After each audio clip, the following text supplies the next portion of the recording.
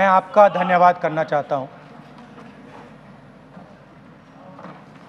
कि आपने मुझे लोकसभा में रीइंस्टेट किया।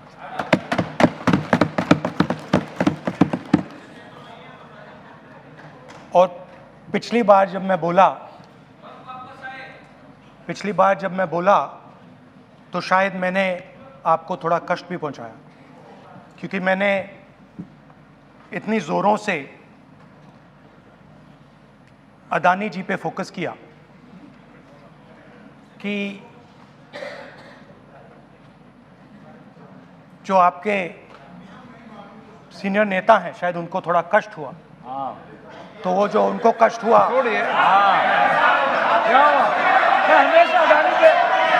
हमेशा अडानी पे अभी भी कष्ट हो रहा है। वो जो कष्ट हुआ, अभी भी कष्ट हो रहा है। विषय पे आइए, विषय पे। अभी भी कष्ट हो रहा है। अभी भी कष्ट हो रहा है। ये देखिए, ये सारे नहीं मगर सुनिए ये है। तो वो जो कष्ट हुआ 1 2 3 4 5 उसका असर शायद आप पे भी थोड़ा हुआ। तो इसके लिए मैं आपसे माफी मांगता हूं, मगर मैंने सिर्फ सच्चाई रखी थी। मगर आज जो मेरे बीजेपी के मित्र हैं, आज आपको डरने की जरूरत नहीं है, डरो मत, क्योंकि आज जो मेरा भाषण है, डरो मत, और आप डरो मत।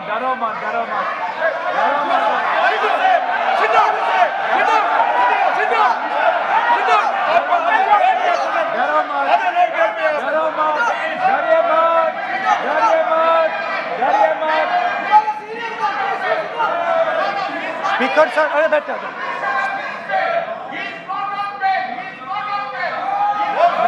ब्रदर। तो आज कोई घबराने की जरूरत नहीं है। आज मैं अपना भाषण, मेन जो भाषण है वो अदानी जी पे नहीं बोलने जा रहा हूं। आप छोड़िए, तो आप रिलैक्स कर सकते हैं, आप शांत रह सकते हैं, क्योंकि मेरा भाषण आज दूसरी डायरेक्शन में जा रहा है।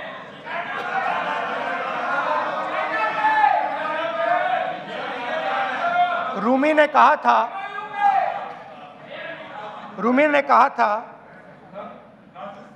जो शब्द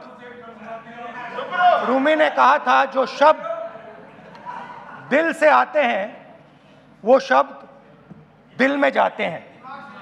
तो आज मैं दिमाग से नहीं बोलना चाह रहा हूं, मैं दिल से बोलना चाह रहा हूं।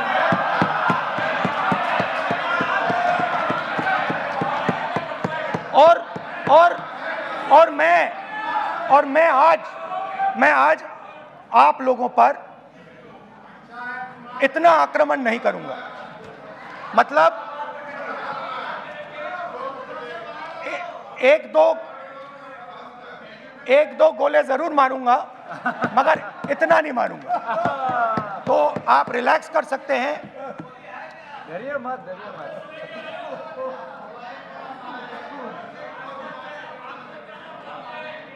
अरे रक्षा मंत्री जी आज संभाल लेंगे हम लोग।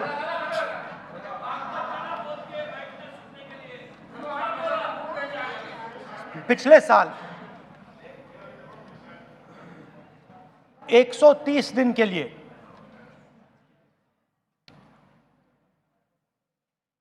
मैं भारत के एक कोने से दूसरे कोने तक गया, अकेला नहीं, बहुत सारे लोगों के साथ।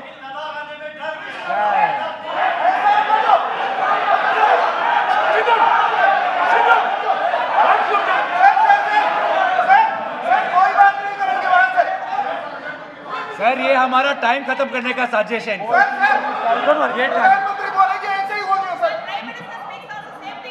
सारे समाज निकलने तक समुद्र अधीर समुद्र के तट से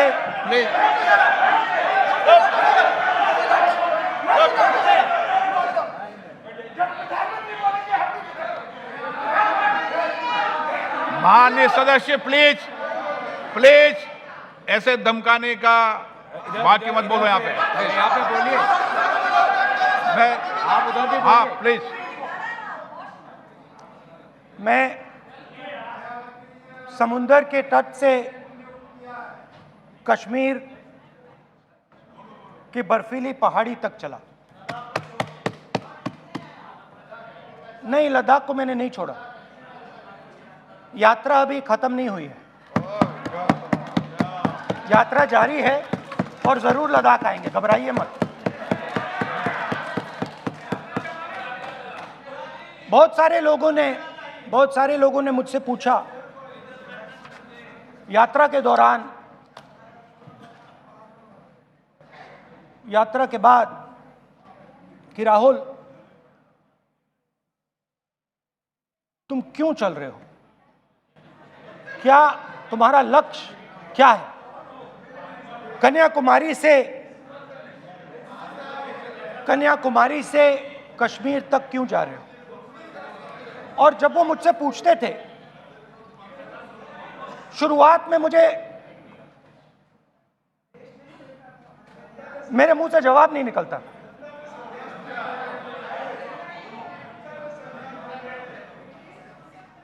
शायद मुझे ही नहीं मालूम था कि मैंने ये यात्रा क्यों शुरू की। जब मैं कन्याकुमारी से शुरू हुआ, मैं सोच रहा था मैं हिंदुस्तान को देखना चाहता हूं, समझना चाहता हूं, लोगों के बीच में जाना चाहता हूं, मगर गहराई से मुझे मालूम नहीं था।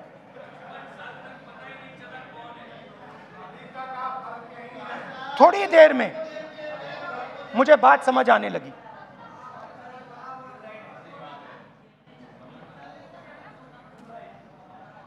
जिस चीज से मुझे प्यार था, जिस चीज के लिए मैं मरने को तैयार हूं, जिस चीज के लिए मैं मोदी जी की जेलों में जाने को तैयार हूं, जिस चीज के लिए मैंने 10 साल हर रोज गाली खाई, उस चीज को मैं समझना चाहता था। ये है क्या जिसने मेरे दिल को इतनी। भाई आप रनिंग कमेंट्री बंद करो, नहीं तो हम भी चालू करेंगे। सुनने का अपना धैर्य रखो। जिस चीज ने मेरे दिल को इतनी मजबूती से पकड़ रखा था, उसको मैं समझना चाहता। शुरुआत में जैसे मैंने शुरू किया, सालों से मैं हर रोज 8-10 किलोमीटर दौड़ता हूं। तो मेरे दिमाग में था कि अगर मैं 10 किलोमीटर दौड़ सकता हूं तो 25 किलोमीटर चलने का क्या मतलब, कोई बड़ी बात नहीं है। ये मैंने सोचा था। आज मैं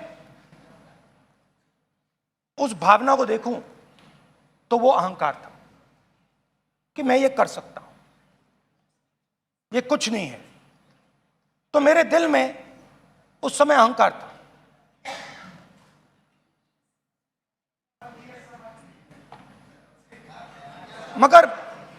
मगर भारत अहंकार को एकदम मिटा देता है, 1 सेकंड में मिटा देता है। तो हुआ क्या, 2-3 दिन में मेरे घुटने में दर्द शुरू हो गया। पुरानी इंजरी थी और जबरदस्त दर्द। हर रोज मैं उठूं और मेरे घुटने में दर्द, हर कदम में दर्द। तो पहले 2-3 दिनों में जो अहंकार था, जो मतलब भेड़िया जो निकला था, वो चींटी बन गई एकदम।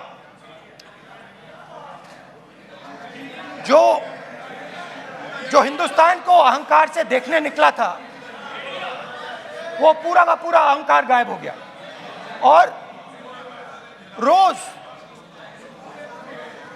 मैं डर डर के चलूं कि क्या मैं कल चल पाऊंगा।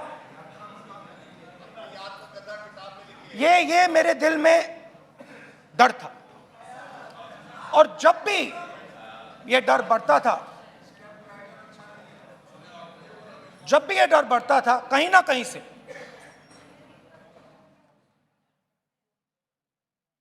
कोई ना कोई शक्ति मेरी मदद कर देती थी। एक दिन मैं सह नहीं पा रहा था, एक छोटी सी लड़की आती है, मुझे चिट्ठी दे देती है।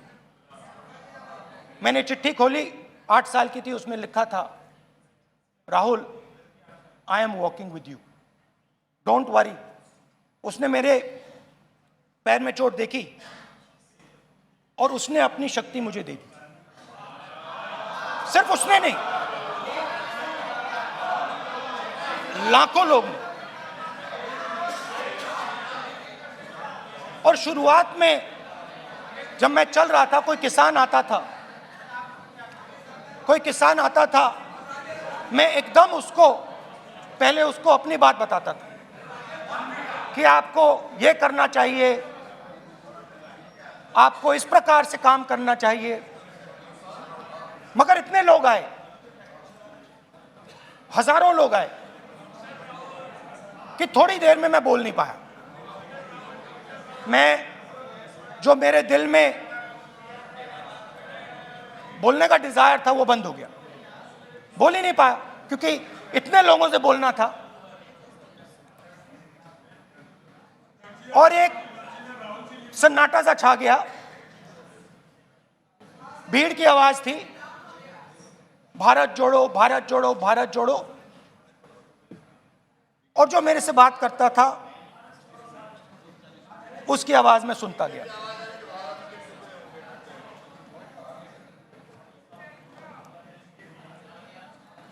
हर रोज सुबह 6 बजे से रात 7-8 बजे तक आम आदमी, गरीब, अमीर, बिजनेसमैन, किसान, मजदूर, सबकी आवाज।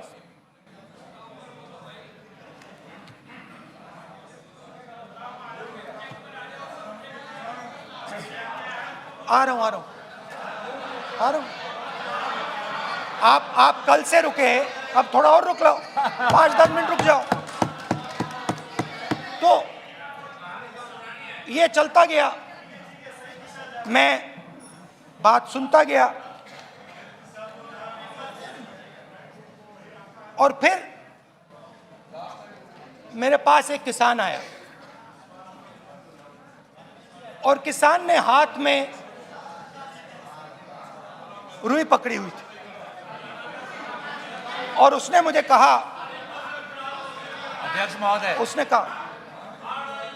उसने मुझे कहा, मेरी आंख में देखकर उसने मुझे अपना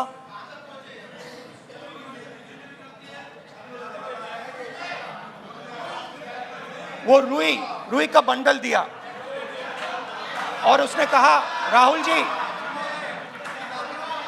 यही बचा है मेरे खेत का, यही बचा है, और कुछ बचा नहीं है। मैंने उससे, जो मैं नॉर्मली सवाल पूछता था, भैया आपको बीमा का पैसा मिला, वो पूछा। बीमा का पैसा मिला, वो पूछा। और किसान ने मेरा हाथ पकड़ा। किसान मुझे कहता है कि नहीं राहुल जी, मुझे बीमा का पैसा नहीं मिला, हिंदुस्तान के बड़े उद्योगपतियों ने वो मुझसे छीन लिया। मगर इस बार बड़ी अजीब सी चीज हुई। जब मैंने किसान को देखा और वो मुझसे बोल रहा था, तो जो उसके दिल में दर्द था, वो मेरे दिल में आया। जो उसके आंखों में शर्म थी जब वो अपनी बीवी से बात करता था, वो शर्म मेरी आंखों में आई जब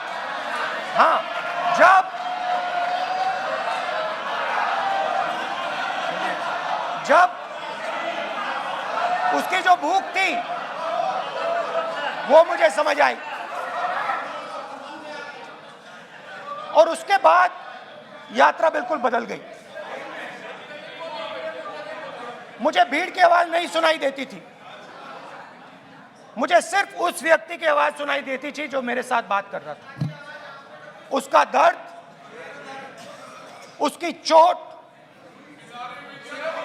उसका दुख, मेरा दुख, मेरी चोट, मेरा दर्द बन गया। समझने की कोशिश करो।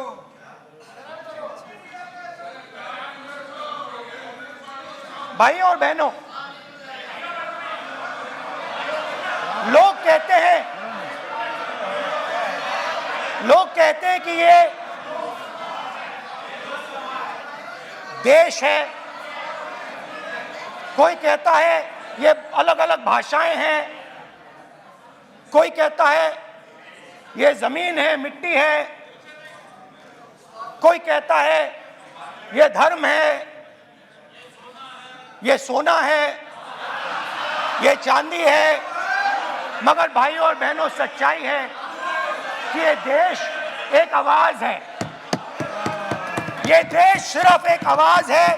ये देश, इस देश की लोगों की आवाज है। इस देश के लोगों का दर्द है, दुख है, कठिनाइयां हैं।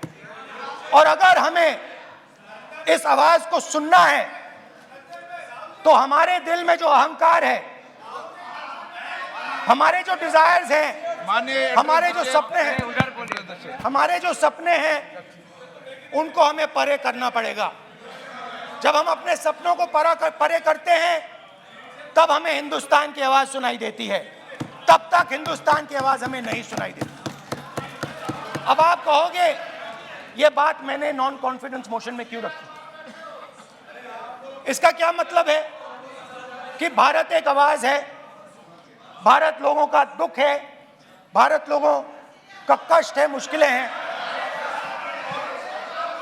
क्योंकि भाई और बहनों,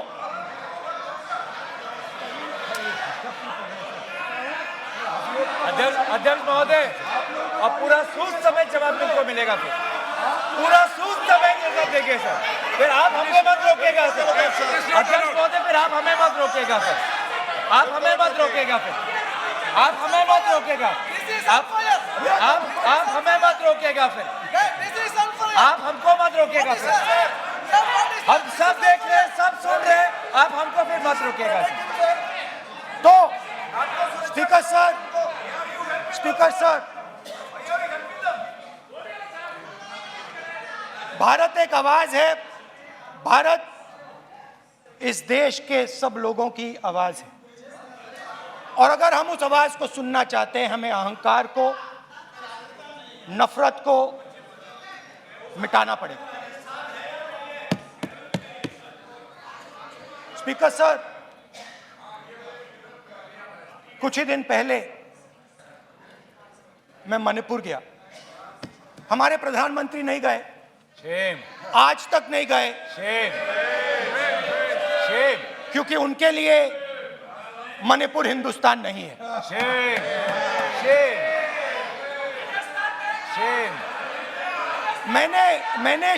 मैंने मणिपुर शब्द प्रयोग किया, मगर आज की सच्चाई यह है कि मणिपुर नहीं बचा है। मणिपुर को आपने दो भाग में कर दिया है।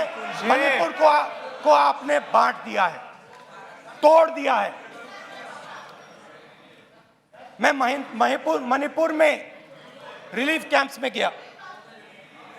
रिलीफ कैंप में आज जा रहा हूं।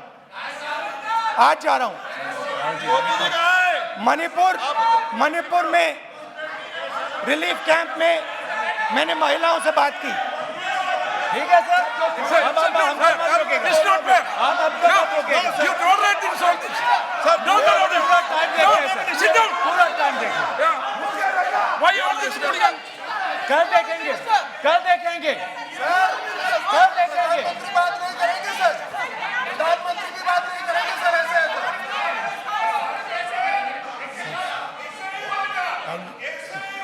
सूद समय मैं जवाब मणिपुर मिलेगा। गया और मणिपुर के कैंप्स में मैंने महिलाओं से बात की, बच्चों से बात की, जो हमारे प्रधानमंत्री जी ने आज तक नहीं किया। एक महिला मुझे कहती है, मैंने उनसे पूछा, बहन क्या हुआ आपके साथ? What's this? सर कल ऐसा होगा सर, एक एक मंत्री बोल रहे हैं, कल आप बोले एक एक मंत्री खड़े होके बोल रहे हैं, एक एक मंत्री खड़े होके ऐसे कर रहे हैं, एक एक मंत्री खड़े होंगे तो पूरे सांसद खड़े होंगे यहाँ पे, पूरे सांसद खड़े होंगे यहाँ पे, बैठे नहीं है चुपचाप करिए पूरे सब खड़े होंगे, पूरे सब खड़े होंगे कल कांग्रेस पार्टी ने पूरा देश खड़ा होगा आपके खिलाफ, तो पूरा देश कल आपके खिलाफ खड़ा होगा। मैं बहुत सारी महिलाओं से बात किया, मगर मैं आपको दो उदाहरण देना चाहता हूं। एक महिला मुझे कहती है, मैंने कहा क्या हुआ तुम्हारे साथ? कहती है मेरा छोटा सा बेटा, महिला का सम्मान करें प्लीज, ये सम्मान एक ही बच्चा था मेरा, कोई शर्म कर लो गल मारी। एक ही बच्चा था मेरा, मेरे सामने, मेरे आंखों के सामने उसको गोली मारी है। मैं पूरी रात, आप सोचिए, आप अपने बेटे के बारे में, बेटों के बारे में सोचिए, मैं पूरी रात उसकी लाश के साथ लेटी रही। झूठ नहीं, झूठ आप बोलते हो, झूठ मैं नहीं बोलता हूं।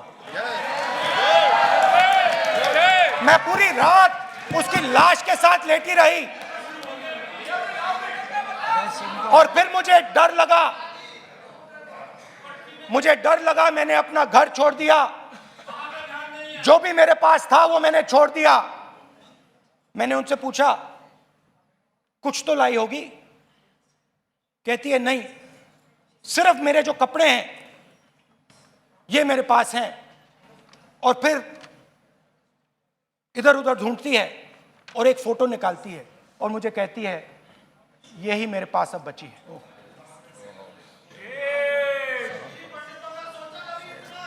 एक और उदाहरण, दूसरे कैंप में मैं, एक महिला मेरे सामने आती है, मैं उससे पूछता हूं तुम्हारे साथ क्या हुआ? क्या हुआ तुम्हारे साथ? और जैसे ही मैंने ये सवाल पूछा,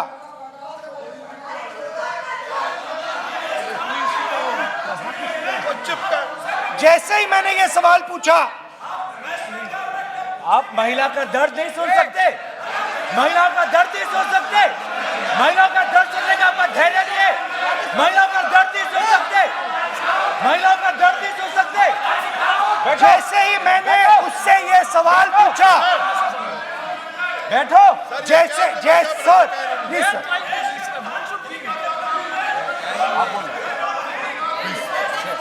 शर्म करिए, शर्म करिए। जैसे ही मैंने उससे सवाल पूछा तुम्हारे साथ क्या हुआ, शर्म नहीं है तेरे को? वैसे ही एक सेकंड में वो कांपने लगी। उसने अपने दिमाग में वो दृश्य देखा और वो बेहोश हो गई मेरे सामने, कांपती हुई बेहोश हो गई। तो ये मैंने आपको सिर्फ दो उदाहरण दिए हैं। स्पीकर सर, इन्होंने मणिपुर में हिंदुस्तान की हत्या की है, सिर्फ मणिपुर की नहीं, हिंदुस्तान की हत्या की है। इनकी राज मणिपुर को नहीं, हिंदुस्तान को मणिपुर में मारा है। हिंदुस्तान को कत्ल किया है, हिंदुस्तान का मर्डर किया है मणिपुर में।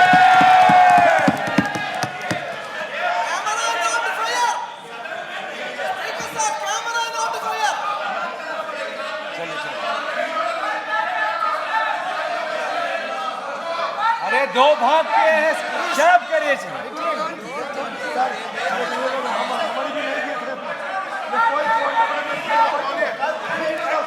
जब आपका मौका